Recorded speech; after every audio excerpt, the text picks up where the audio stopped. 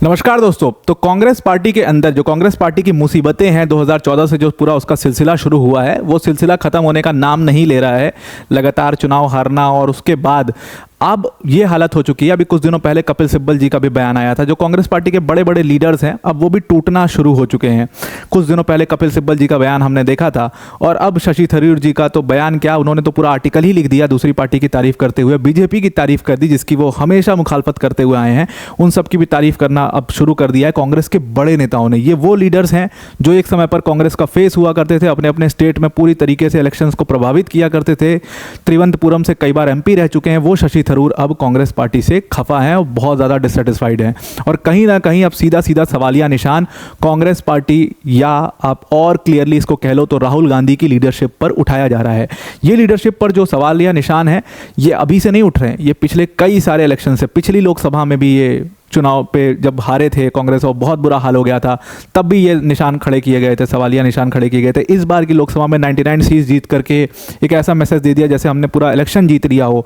उसके ऊपर बहुत ज़्यादा क्रिटिसिज्म हुआ था राहुल गांधी जी का और अब वो क्रिटिसिज्म जो है वो चलते चला आ रहा है। तो समझते हैं डिटेल में क्या चल रहा है कांग्रेस पार्टी के अंदर, शशि थरूर जी क्यों इतना डिससेटिस्फाइड हैं और क्या वो बीजेपी ज्वाइन करने वाले हैं। जो पूरा अभी चल रहा है कि हो सकता है बीजेपी ज्वाइन कर लें या हो सकता है केरला की जो गवर्नमेंट है एलडीएफ उसको ज्वाइन कर लें।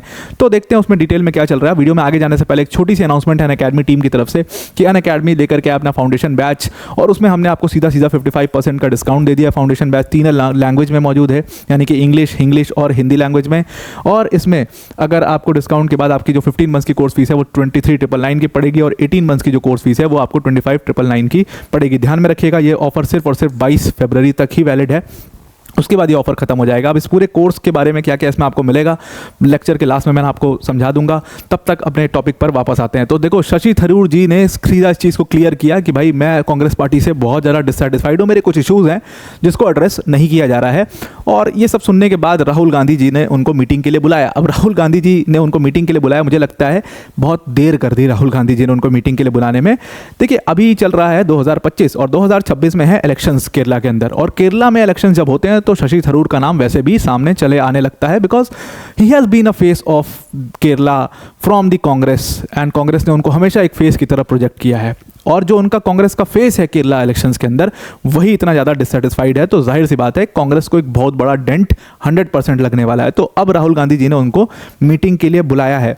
और ये ना कहा जाता है कांग्रेस पार्टी को लेकर के कि जो लीडरशिप है ना वो किसी से ढंग से मिलती भी नहीं है। जैसे अभी दिल्ली के सीएम का जब अनाउंसमेंट होना था तो भारतीय जनता पार्टी ने 12 दिन लिए, 12 दिन हर एक नेता से 1.5 2 घंटे की लंबी मीटिंग चल रही थी। क्या पॉलिसी होगी, क्या एक्शन प्लान होगा इसके ऊपर, मतलब पूरी पार्टी की इंटरनल मीटिंग चल रही है, सिंगल इंडिविजुअल नेताओं से मीटिंग चल रही है। 12 दिन तक लगातार आवागमन लगा रहा था भारतीय जनता पार्टी के ऑफिस में।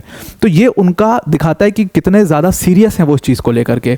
कांग्रेस पार्टी में अभी कुछ दिनों पहले मोहम्मद कैफ जो है, जो कि इंडिया के स्टार क्रिकेटर हुआ करते थे, उनका एक इंटरव्यू देख रहा था मैं।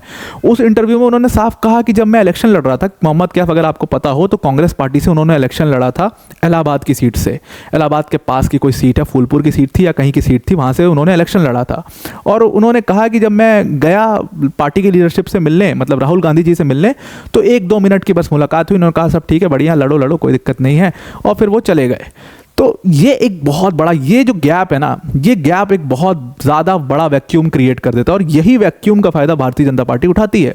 उनके बड़े लीडर्स, उनके टॉप लीडर्स बहुत सीरियस होते हैं अपने काम को लेकर के, और वो जिससे एक एक कैंडिडेट से जब 5-5 घंटा 6-6 घंटा मिलते हैं तो पूरे उसके एरिया की प्रॉब्लम्स, क्या सपोर्ट चाहिए, पार्टी से क्या हेल्प चाहिए, सब चीज़ के बारे में डिटेल में बात करते हैं।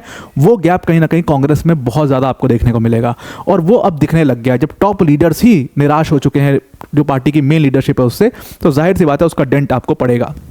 तो वही शशि थरूर जी के साथ हुआ। उनको ऐसा लगता है कि उनका जो डिससेटिस्फैक्शन है वो इसी चीज़ के ऊपर है कि उनको पार्टी में पूरी तरीके से साइडलाइन कर दिया है। जितने भी पार्लियामेंट्री डिबेट्स वगैरह हो रही हैं उसमें उनका इंक्लूजन नहीं हो रहा है, उनको कहीं पर बुलाया नहीं जा रहा, उनको एक फेस की तरह यूज़ नहीं किया जा रहा है। और जाहिर सी बात है उनको साइडलाइन करने का एक कारण है।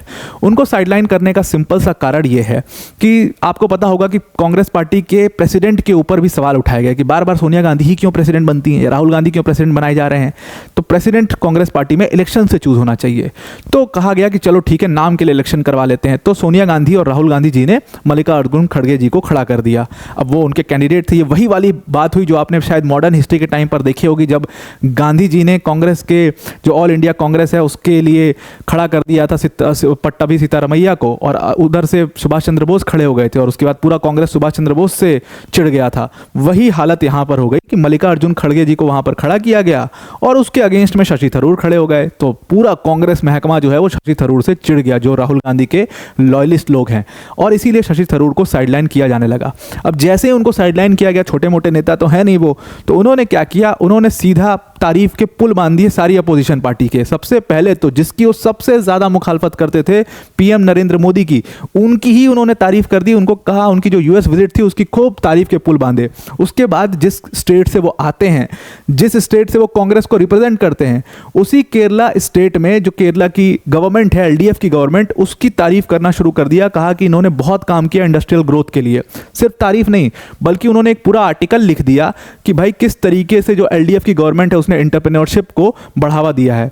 जब इतना कुछ हो गया, सब कुछ गेम अंदर से हो गया, तब जाकर के कांग्रेस, जो स्टेट कांग्रेस है केरला की, उनकी नींद खुली, और तब जाकर के उनको समझ में आया कि नहीं यार, एक तो हमारा बहुत बड़ा नेता ये तो टूट करके लगता है दूसरी पार्टी में चला जाएगा। तब स्टेट कांग्रेस ने उसको पूरी तरीके से उनके क्लेम को रिजेक्ट किया, और उसके बाद शशि थरूर जी को बातचीत करनी उनसे शुरू की गई। शशि थरूर के जो डिससेटिस्फैक्शन है वो इस चीज़ के ऊपर है कि भाई उन्होंने ऑल इंडिया प्रोफेशनल कांग्रेस को फॉर्म किया था, उससे उनको हटा दिया गया, उनको पार्टी में पूरी तरीके से साइडलाइन कर दिया गया।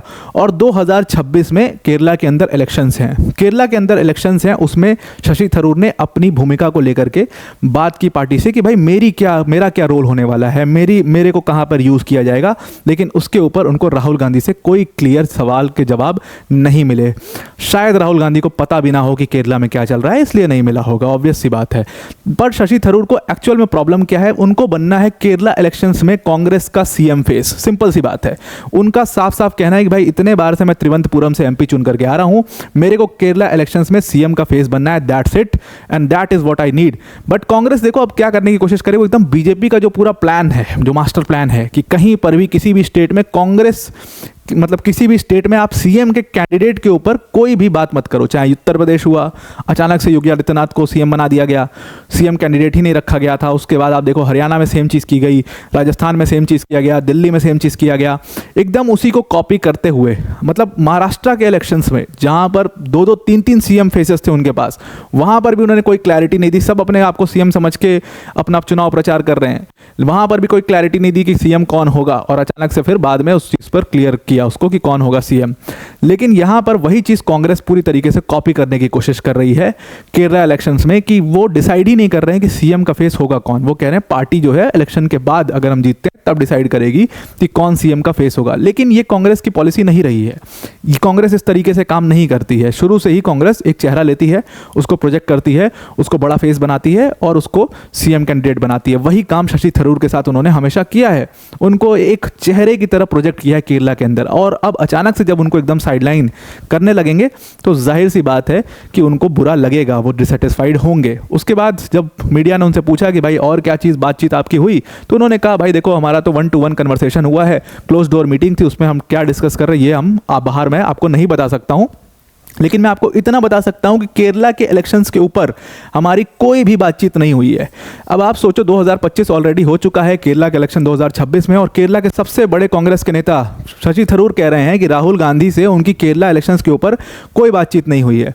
और फिर उनका कहना है कि देखो बातचीत तो हो चुकी है लेकिन अभी भी उनको साइडलाइंड ही फील हो रहा है, और उन्होंने एक इंडिकेशन दे दिया है कि हो सकता है कि जो कांग्रेस का उनका सफ़र है वो अब यहीं पर पूर्ण विराम हो जाएगा, और हो सकता है कि नए स्टेशन से कोई नई गाड़ी पकड़ लें शशि थरूर, और ये न्यूज़ आपके सामने बहुत जल्दी आ सकती है। तो लेट्स सी, देखते हैं होता क्या है। कांग्रेस पार्टी की जो मुसीबतें हैं वो लगातार और बढ़ते चली जा रही हैं। तो वीडियो को एंड करने से पहले अनअकैडमी टीम की तरफ से जो अनाउंसमेंट है उसको एक बार डिस्कस कर लेते। तो अनअकैडमी आपके लिए फाउंडेशन बैच लेकर के आए। बैच अपने आप में कंप्लीट प्रोग्राम होगा जहाँ पर जीएस, सीसैट, टेस्ट सीरीज सब कुछ कवर किया जाएगा। मेंस की जो टेस्ट सीरीज होगी उसका इवैल्यूएशन भी होगा, डेडिकेटेड डाउट सॉल्विंग सेशंस होंगे, इसमें 1-to-1 मेंटरशिप मिलेगी, और जो प्राइसेस हैं 15 मंथ्स का वो 23,999 है, 18 मंथ्स के प्राइस 25,000 2999 है। ये बैच सिर्फ और सिर्फ 22 फेब तक ही वैलिड रहेगा, तो इसको अभी अवेल कर लीजिए। डिस्क्रिप्शन में इसकी लिंक है, उस लिंक पर क्लिक करके जहाँ पर यूज़ कोड का ऑप्शन आएगा वहाँ पर आप APYT10 यूज़ करना, तब जा करके आपको ये डिस्काउंट मिल जाएगा। तो आई होप आपको पूरा आर्टिकल समझ में आ गया होगा। आज के लिए इतना ही। Thank you and have a nice day.